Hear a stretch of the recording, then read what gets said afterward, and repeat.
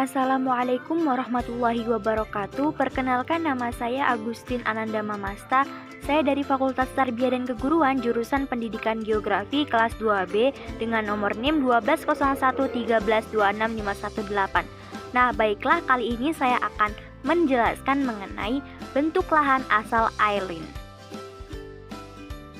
Kita masuk pokok pembahasan yang pertama, yaitu pengertian bentuk lahan asal Ailoin. Istilah Aelian atau Ailoin berasal dari nama dewa Yunani Aelus, yaitu penjaga angin.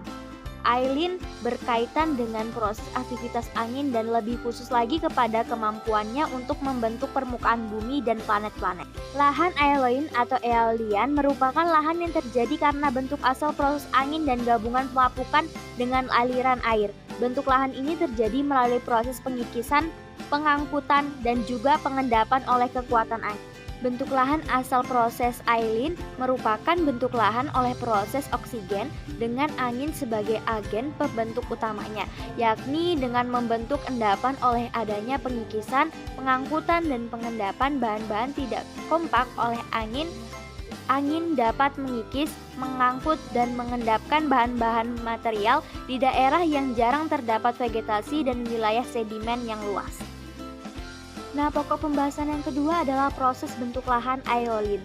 Pada dasarnya, proses terbentuknya lahan aeolin dibagi menjadi tiga, yaitu pengikisan, pengangkutan, dan pengendapan oleh angin.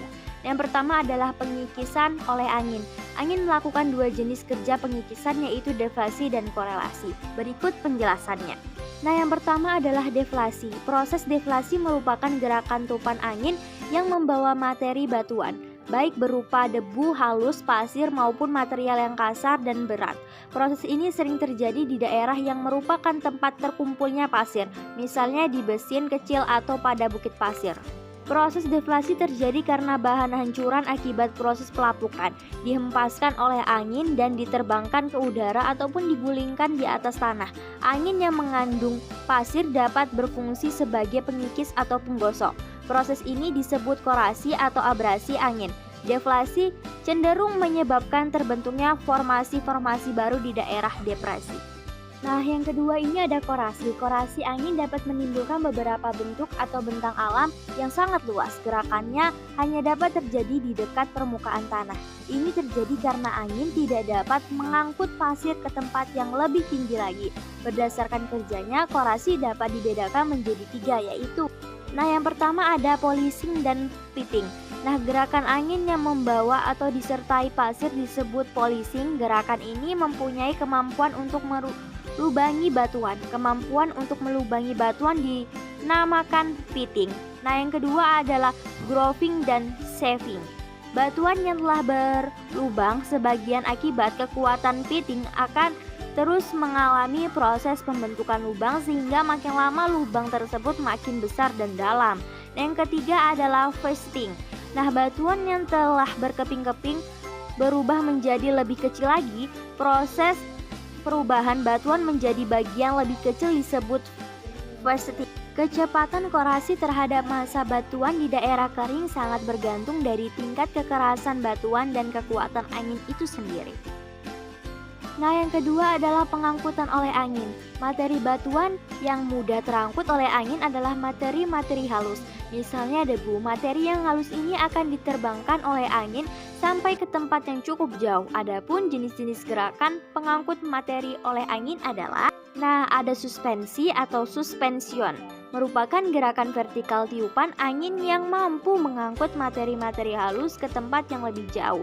Gerakan ini tidak besar penamanya dalam pengangkut pasir karena kemampuan mengangkut ke atas sangat terbatas. Nah, yang selanjutnya ada saltasi atau saltation, yaitu gerakan meloncat materi butiran yang disebabkan oleh tabrakan dan pantulan angin yang bermuatan pasir.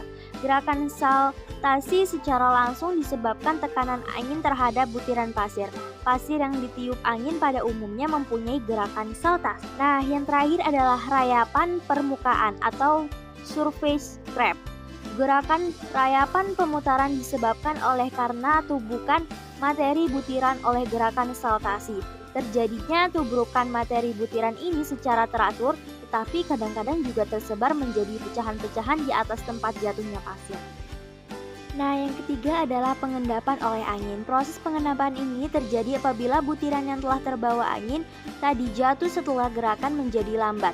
Selain karena kecepatan yang menjadi lambat, pengendapan juga dapat terjadi karena butiran yang terbawa oleh angin mengalami benturan terhadap permukaan. Kejadian ini sebagai hasil dari proses saltasi dan rayapan tanah. Apabila butiran tersebut tidak membentur permukaan dan terus membawa angin, maka butiran tersebut akan mengalami gerakan sepanjang permukaan hingga menemukan tempat pengendapan. Nah, pada umumnya tempat pemberhentian tersebut berupa cekungan. Nah, bentuk endapan dari proses ini tidak datar atau halus tetapi bergelombang. Setelah mengendap, butiran-butiran tersebut mengumpul menjadi satu bentuk lahan yang baru. Baiklah, kita masuk pokok pembahasan yang ketiga, yaitu hasil dari bentuk lahan proses aeolin. Yang pertama adalah bentuk lahan hasil erosi angin. Yang pertama ada desert pavement atau pebble armor, yaitu permukaan yang terdiri atas batuan kerikil dan kerakal di daerah gurun sebagai akibat bahan-bahan halus mengalami deflasi. Nah, poin yang kedua adalah blowout atau cekungan di daerah gurun sebagai akibat deflasi pada materi hasil pelapukan di permukaan yang berukuran halus. Nah, yang selanjutnya adalah ventivage, permukaan batuan yang menjadi rata karena korasi, terutama yang berukuran halus atau debu dan liat yang terbawa oleh angin.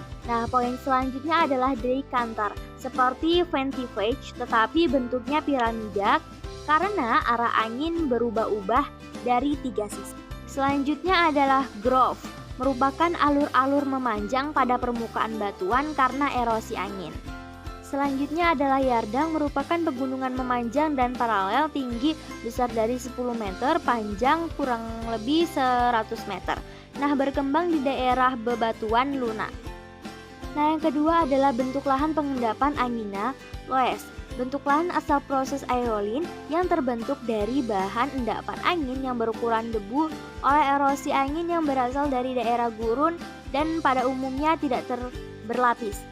Bentuk lahan ini kemungkinan juga mengandung pasir halus dan liat. Bahan seperti laos ini menutup 1 atau 100 derajat di muka bumi. Nah, yang kedua adalah endapan pasir. Ada beberapa tipe yang ditemukan oleh jumlah pasir dan vegetasi. Poin yang pertama adalah sandshed, adalah hamparan pasir tipis yang menutup daerah relatif datar, permukaannya tidak bergelombang. Poin yang kedua adalah ripple atau ria, adalah endapan pasir yang permukaan bergelombang, tinggi bervariasi 1-500 mm, panjang 50-300 meter. Endapan pasir tebal yang permukaannya bergelombang ripple tetapi lebih besar disebut undulasi, yang tingginya sampai 400 meter dan panjang 4 km disebut dra atau moxgadun.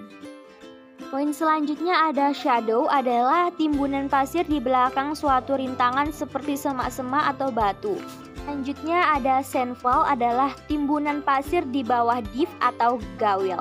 Nah, yang terakhir adalah sand drift, yaitu timbunan pasir pada suatu gap atau oalah antara dua rintangan.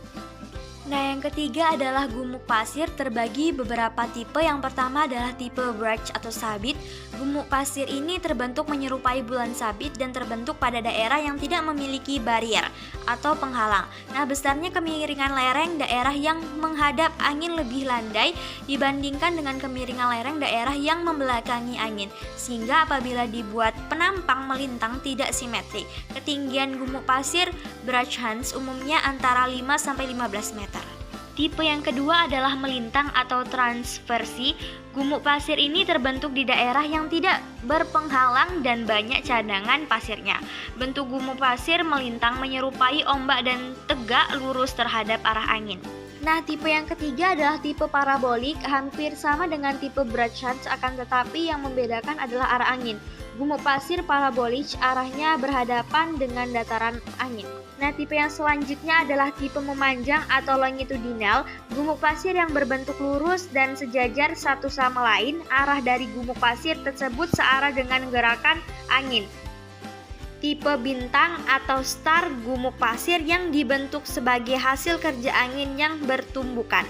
Nah, yang terakhir adalah Wasatch, Dunes adalah gumuk pasir longitudinal yang sangat besar, puncaknya dataran dan di atasnya terbentuk berchan dan shelf kecil-kecil.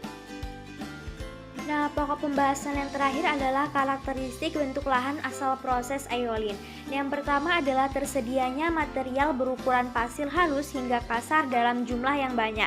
Yang kedua, adanya periode kering yang panjang dan tegas. Yang ketiga, adanya angin yang mampu mengangkut dan mengendapkan bahan pasir tersebut. Dan yang terakhir adalah gerakan angin tidak banyak terhalang oleh vegetasi maupun objek lain. Baik, itulah tadi penjelasan mengenai bentuk lahan asal aeolin.